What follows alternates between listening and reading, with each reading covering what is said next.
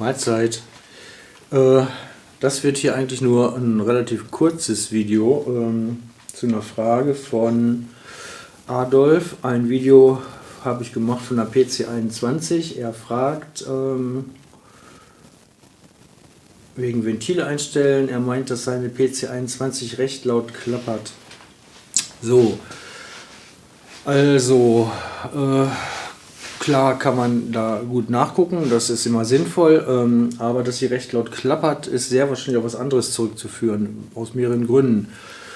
Und zwar erstens, von Einstellintervall zum nächsten Einstellintervall werden die Ventilspiele gewöhnlich geringer, kleiner und damit das Klappern eher leiser und unauffälliger. Ganz einfach, weil sich bei den Motoren wie soll ich sagen, der Verschleiß zwischen Ventilsitz und Ventilteller größer ist als von oben her und sich damit das Ventil, sag ich mal, mehr durcharbeitet und nach oben hin vom Spiel her eher enger wird. Das ist das eine.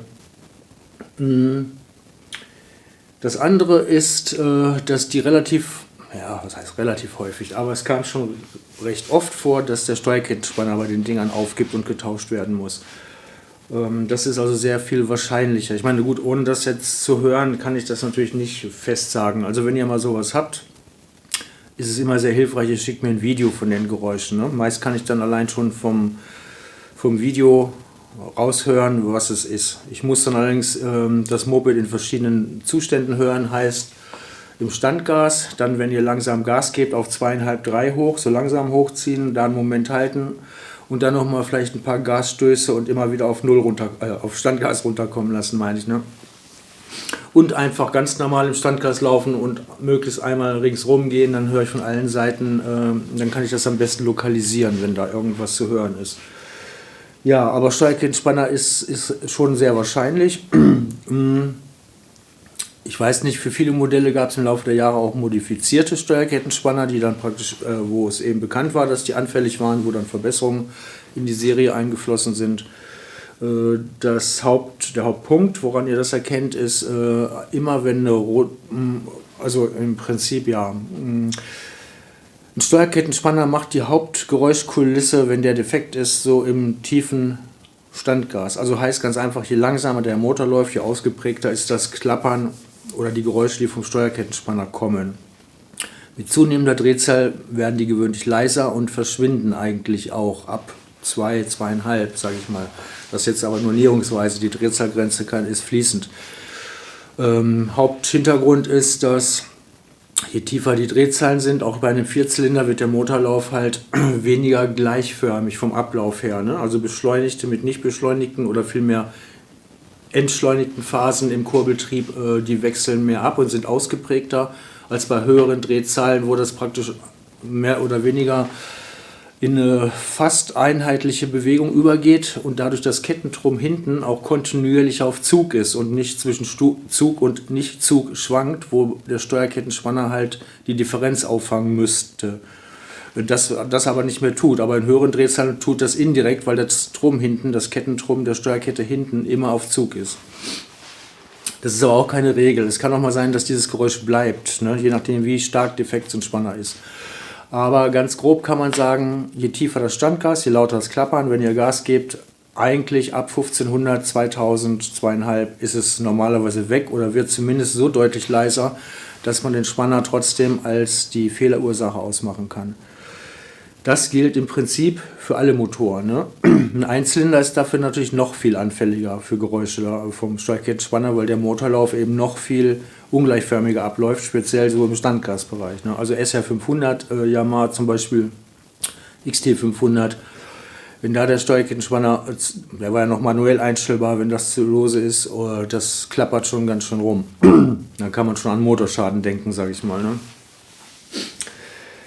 Ja, und insgesamt Steuerkettenspanner Bauformen gibt es von bis, ne, eben automatische, manuelle und von den automatisch gespannten gibt es auch wieder etliche Varianten. Da kann man jetzt so ganz allgemein jetzt erstmal nichts zu sagen, aber diese Fehlerursache, die Geräuschkulisse, das ist halt so, wie ich es erklärt habe, eigentlich immer zutreffend.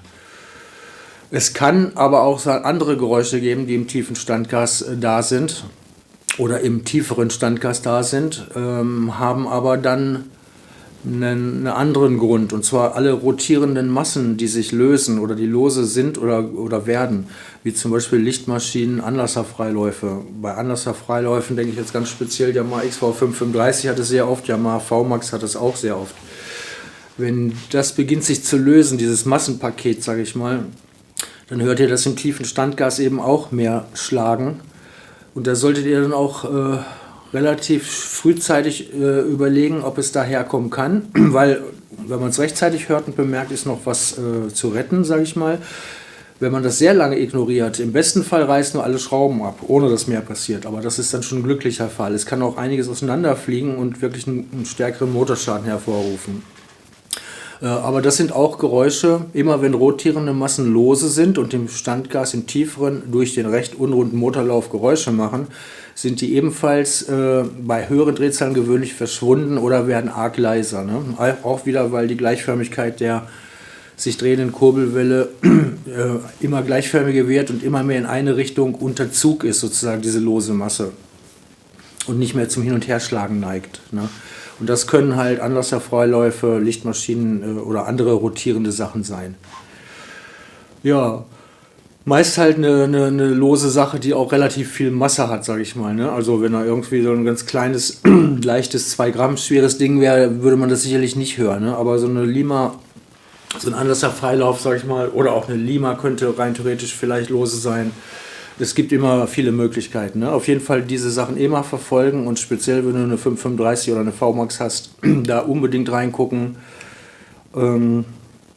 Das kann halt auch ganz schön schlimm enden, wenn man das jetzt ewig lange so weiterfährt und denkt sich, naja, klappert so, aber läuft ja noch. Vor allem mit dem Klappern gewöhnt man sich dran, irgendwann registriert man das kaum noch und hält das schon fast für normal. Und dann ist der Weg zu einem Motorschaden nicht mehr weit. Ne? Weil die Dinger laufen ansonsten recht normal. Wenn es ein Anlasserfreilauf ist, dann kann es natürlich auch dazu kommen, dass der nicht mehr greift und überrutscht, dass es euch dann vielleicht dadurch auffällt. Aber das kann auch durchaus relativ lange klappen, obwohl diese ganze Sache da schon gelöst ist. Ne? Ja, ist jetzt doch wieder ein bisschen länger geworden, als ich geplant hatte. Heute ist Montag, Pfingsten, Montag, genau. Ich fahre jetzt gleich zum Pferdchen und ich habe nur lange kein Video gemacht und dachte, quatsch mal wieder drauf los. Und das habe ich jetzt hiermit getan. Ja, dann soll es das erst gewesen sein. Schönes Restpfingsten noch und bis die Tage. Der Dirk war's. Ciao.